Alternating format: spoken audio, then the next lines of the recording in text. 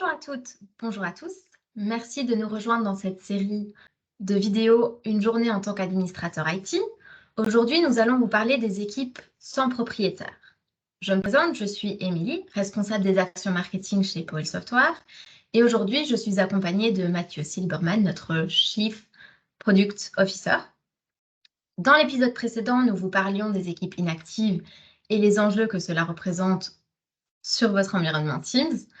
Mais savez-vous ce qu'il en est des équipes sans propriétaire? Aujourd'hui, en moyenne, 50% des équipes ont moins de 2 propriétaires. Mathieu, peux-tu nous dire quelles sont les conséquences pour les administrateurs IT de ne pas avoir d'équipe avec des propriétaires? Oui, tout à fait. Merci, Émilie. Bonjour à tous. Effectivement, comme tu l'as dit, nous avons constaté sur notre base installée de clients qu'en moyenne, 50% des équipes avant Powell Teams avaient moins de 2 propriétaires. Alors, pourquoi c'est un souci? Les propriétaires d'équipes ont la charge de gérer cet espace commun en entreprise, un peu comme un gérant dans une colocation. C'est donc un responsable qui a une vue métier sur la raison pour laquelle l'équipe a été créée, qui doit en faire partie et qui peut faire quoi. Et donc le problème, c'est qu'une fois sur deux en moyenne, on s'aperçoit qu'il n'y a qu'un seul propriétaire dans cet espace. Et donc si la personne change de job ou quitte l'entreprise, il n'existera plus personne qui aura les droits suffisants pour gérer l'équipe. L'équipe se retrouvera donc sans responsable pour administrer cet espace où il y a potentiellement des documents sensibles, voire des accès à des utilisateurs externes à l'entreprise. L'espace est donc comme bloqué et il faut ouvrir des tickets d'incident auprès des équipes informatiques qui sont les seules à pouvoir débloquer la situation, ce qui constitue encore une charge supplémentaire pour l'informatique. C'est pourquoi la recommandation de bonne gestion des équipes implique qu'elles aient constamment au moins 2 propriétaires par équipe Teams. Merci Mathieu. Mais comment Powell Software résout ça?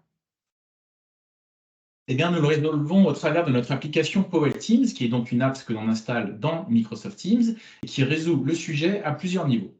Tout d'abord, l'utilisateur final, lorsqu'il veut créer une équipe, il le fait selon un modèle d'équipe défini par son équipe informatique. Le nombre de propriétaires pourra y être imposé à 2 propriétaires ou plus. La demande de création ne peut pas se faire sans renseigner le nombre fixé. Le modèle peut même inclure un propriétaire systématiquement ajouté à chaque équipe, une personne en charge de tous les projets RH par exemple, ou de tous les projets de ton métier. Le processus de création des équipes peut inclure également une approbation automatisée. L'équipe informatique ou un manager direct peuvent ainsi être directement notifiés et contrôler la demande et, au besoin, faire des modifications avant l'approbation.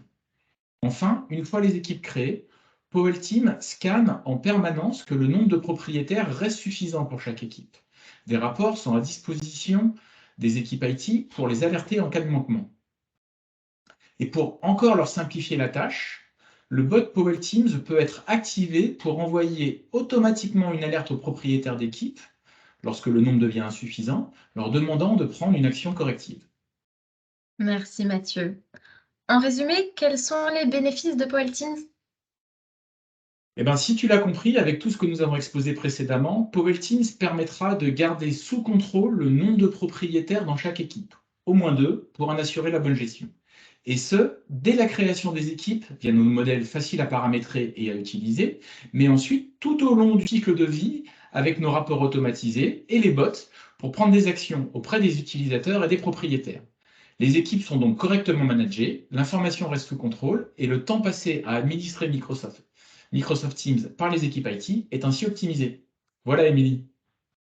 Merci Mathieu, c'est beaucoup plus clair pour nous.